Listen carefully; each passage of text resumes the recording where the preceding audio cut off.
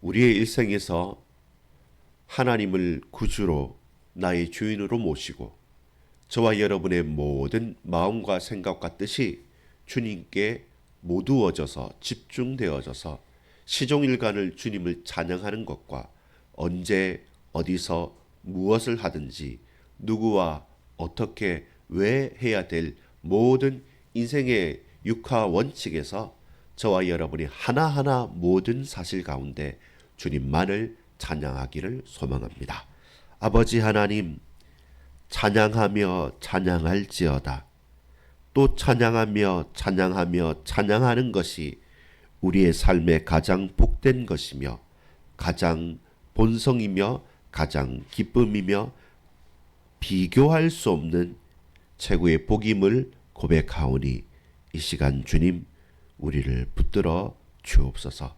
주님만 기쁨으로 즐거움으로 감사로 찬양할 수 있도록 내 삶의 이유가 되시는 예수 그리스도, 그 예수 그리스도를 전하는 복음 전도와 예배하는 예배자로서의 삶이 이 땅에서의 가장 귀한 부르심이며 그 부르심에 합당하게 살아갈 수 있도록 주여 역사하옵소서.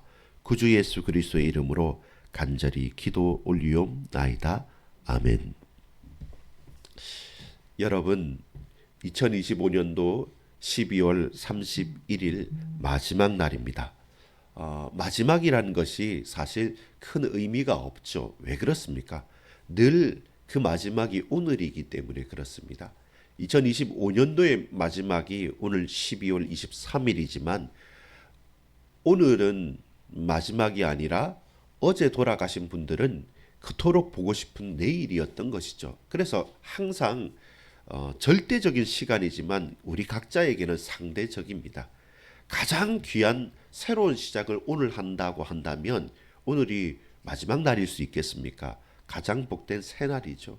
반대로 저와 여러분이 1월 1일 새로 다 시작한다고 하지만 그날을 마지막으로 모든 것을 끝내는 사람이 있다고 한다면 그날만큼 모든 것이 우울하거나 혹은 가장 비참한 날이 없지 않겠습니까?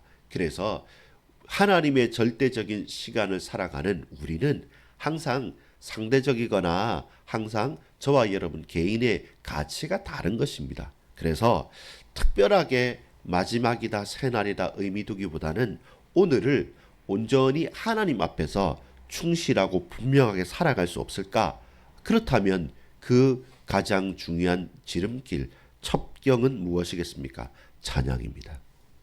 오늘 우리 하나님을 찬양할 수 있다면 가장 복된 날입니다. 오늘이 마지막이라도 나는 주님을 찬양하며 끝내겠다. 오늘이 새로운 시작이라면 그 시작을 주님을 찬양하면서 시작하겠다. 이것이 저와 여러분의 인생의 고백이기를 간절히 소망합니다. 오늘 본문의 시인은 고백합니다. 어디에서 찬양할 것인가? 또 왜 찬양하는가? 뿐만 아닙니다. 어떻게 찬양할 것인지 그걸 또한 여러 악기를 통해서 분명하게 말합니다. 그리고 과연 누가 이 찬양을 할 것인가를 고백하면서 시편을 마무리합니다. 시편 150편까지의 시편 말씀은 5권의 책으로 이루어져 있다고 제가 말씀드린 기억이 납니다. 그 5권의 책은 뭐냐면 우리 독특하게도 아주 신비롭게도 시편의 고백은 인간의 고백입니다. 그러나 인간의 고백인 동시에 하나님의 말씀으로 하나님께서 인정해 주셨습니다. 그것이 무엇입니까? 모세오경, 히브리 민족들의 이스라엘 백성들의 유대인들의 전범이라 할까요? 그들에게 있어서 말씀이라고 한다면 기본적으로 그들이 직접 하나님께부터 받은 십계명과 그리고 모세오경이라는 창세기, 출애굽기, 레위기, 민수기, 신명기라는 모세오경이 근간이 됩니다. 거기에서 성문서나 예언서나 여러 가지 부분들이 덧붙여진 부분이죠. 그래서 함께 모여서 구약 성경이라는 히브리 성경을 이루지만 그 가운데 독특하게 시편은 하나님께서 예언자, 선지자들과 그 백성들에게 직접 영감으로 주신 것 동시에 인간의 고백으로서의 하나님께서 받아주신 것이 시편이라고 한다면 이 시편도 150편이 권으로 나누어집니다. 우리는 그냥 150편이니까 모르겠지만 실제로 우리의 고백도 하나님께서 우리에게 처음 주신 모세오경처럼 창세기, 출애굽기, 레위기, 민수기, 신명기처럼 그 각각의 대응을 하여서 시편도 5가지의 묶음으로 연집으로 만들어졌던 것이죠.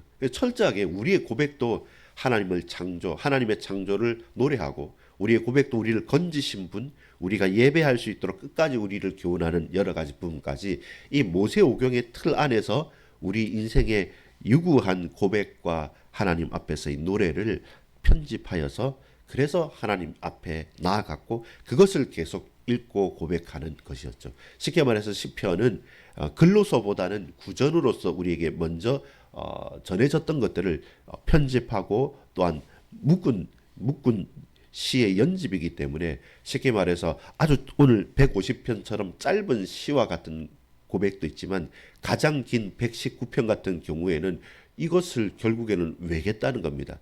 알렙, 베이트, 김멜, 달렛에서 이 히브리의 자음을 따서 하나씩 만들었기 때문에 결국 그것은 다 외우겠다는 것입니다. 그만큼 절절한 고백인 것이죠. 자, 그렇다면 오늘의 제목이 무엇입니까? 찬양의 이유가 있나요? 라는 제목입니다. 여러분, 시작을 할 때 찬양의 이유를 가진 사람 참 많습니다. 근데 참 어려운 사람들이 누구냐면 끝까지 찬양하는 것이 어렵습니다. 하나의 일을 시작하고 마무리할 때. 동시에 저와 여러분도 마찬가지지 않습니까? 저는 새로운 다이어리를 쓰고, 저도 새로운 다이어리를 한두 권 이렇게 마련하고 받기도 하고 또 선물하기도 하는데요. 첫 장을 쓸 때는 다 어떻게 하겠다는 그 고백이 있는데, 여러분 오늘 마무리 짓는 다이어리를 쓰는 분 몇 분이나 계십니까? 어렵죠. 근데 더 어려운 게 있습니다. 그게 뭐냐면 매일매일마다 찬양을 한다, 성경을 읽는다, 운동을 한다, 매일매일마다 공부를 한다. 사실 쉽지 않습니다. 첫날이니까 하겠다는 것은 쉽고, 끝날이니까 그래 끝에라도 하겠다는 것은 좀 더 낫지만, 첫날도 아니고 끝날도 아니고 아무도 보는 사람이 없는데, 그런데 그냥 지나가 버리고 의미 없어 보이고 무단해 보이는 그 아무 기념일이 아닌 그날을 오늘의 마지막이고 내 삶의 처음처럼 생각하면서 하나님을 찬양하는 사람은 극히 드뭅니다. 그래서 하나님께서는 이렇게 예배하는 자들을 찾으신다고 말씀합니다. 나는 예배를 받기 원하고, 나는 영과 진리로 예배하는 자, 이 산에서도 아니고 저 산에서도 아니고 지금 나를 영과 진리로 예배하는 자, 이같이 예배하는 자들을 주님 찾으시겠다고 말씀합니다.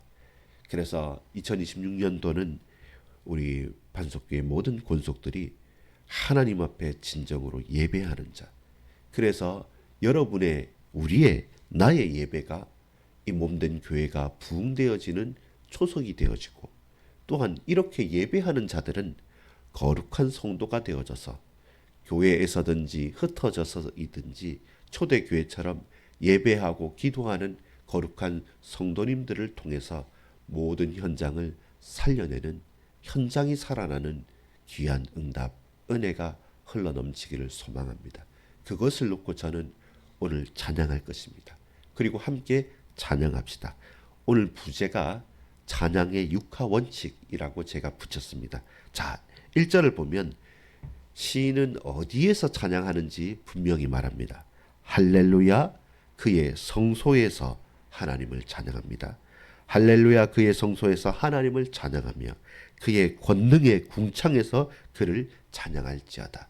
여러분, 하나님을 만나기 위해서 하나님께서 백성들에게 허락하신 곳이 그의 성소입니다. 그리고 거룩한 지성소는 아무나 들어갈 수도 없고 매일마다 들어갈 수 있는 것도 아닙니다. 그 주의 성소에 들어가서 하나님을 만나는 것, 하나님께서 만나 주시기 위해서 그 백성들 앞에 그 성소에 좌정하시고 그곳에 당신의 발등상이 되게 하셨다고 한다면, 이 성소가 이 땅과 하늘이 연결되어지는 만남의 장소라고 한다면, 하나님은 그곳에 계시기 때문에 우리가 그 성소와 그 성전과 예루살렘을 향해서 기도할 때 하나님께서 그 기도를 외면치 않으신다고 약속하셨습니다. 그렇죠? 우리 교회에 와서 우리가 몸된 교회를 위해서 우리의 각각의 가정에서 간절히 함께 성도들이 모여서 기도할 때 두세 사람이 내 이름으로 모인 그곳에 내가 너희와 함께 있다고 약속하신 것처럼 그 몸된 교회, 한 몸된 교회의 공동체를 하나님께서 귀하게 보십니다. 그러면 거기에만 계시느냐? 아니죠.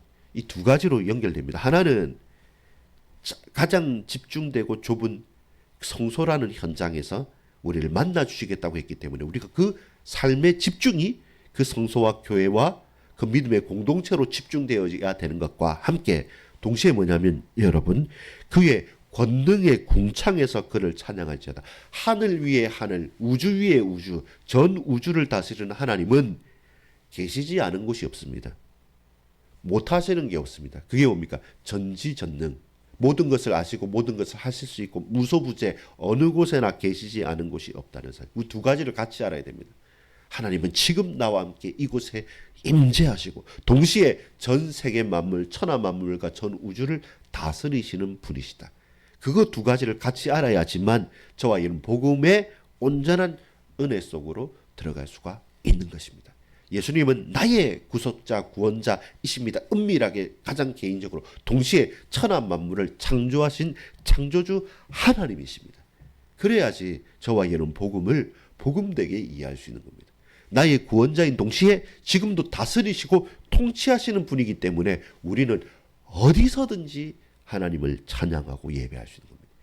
이 시간 이 장소에서 전사님 제 같이 예배하고 찬양했습니다. 여러분 동시에 각각의 어디입니까? 이천입니까? 연천입니까? 진해입니까? 부산입니까? 울산입니까? 어느 곳입니까? 거창입니까? 여러분 이 대한민국과 아니 전 세계 어느 곳에서든 지금 함께 찬양하고 예배할 수 있습니다. 왜? 하나님은 그곳에 계시기 때문에.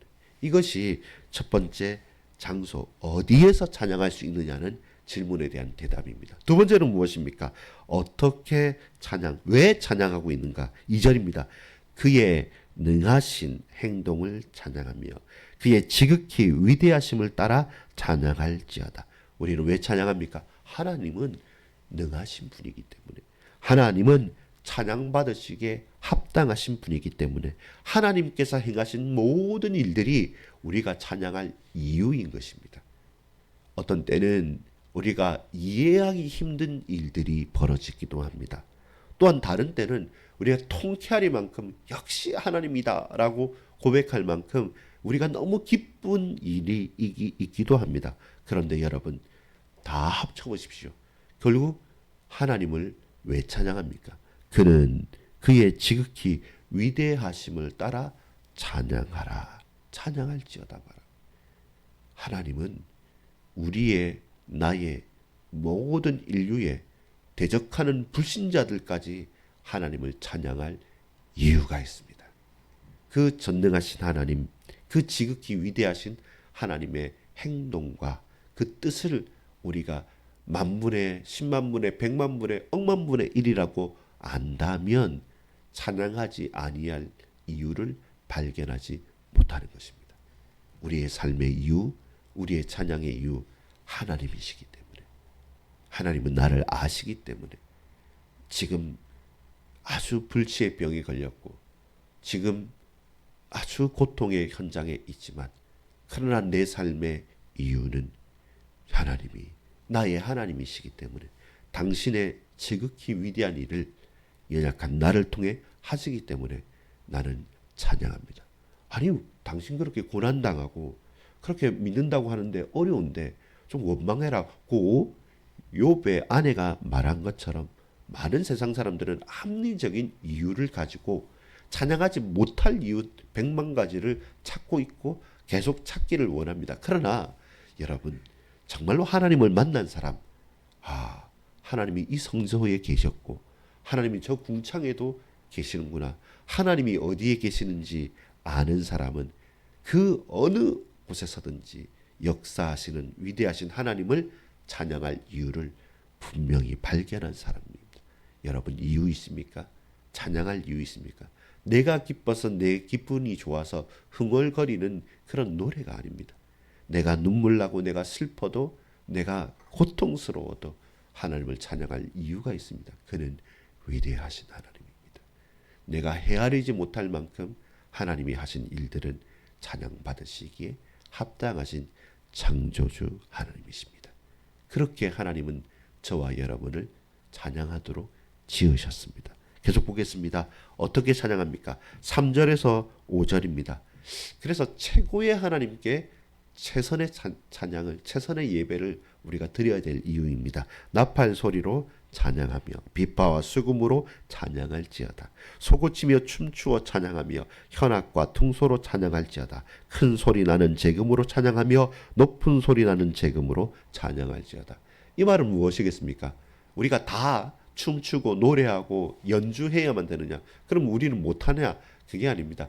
모든 것으로, 모든 사람이 각각의 목소리가, 각각의 춤이 각자의 악기로서 찬양할 수 있는 겁니다. 저와 여러분 한 몸이란 이유, 각각의 지체란 이유가 이곳에서도 드러나는 것 아니겠습니까?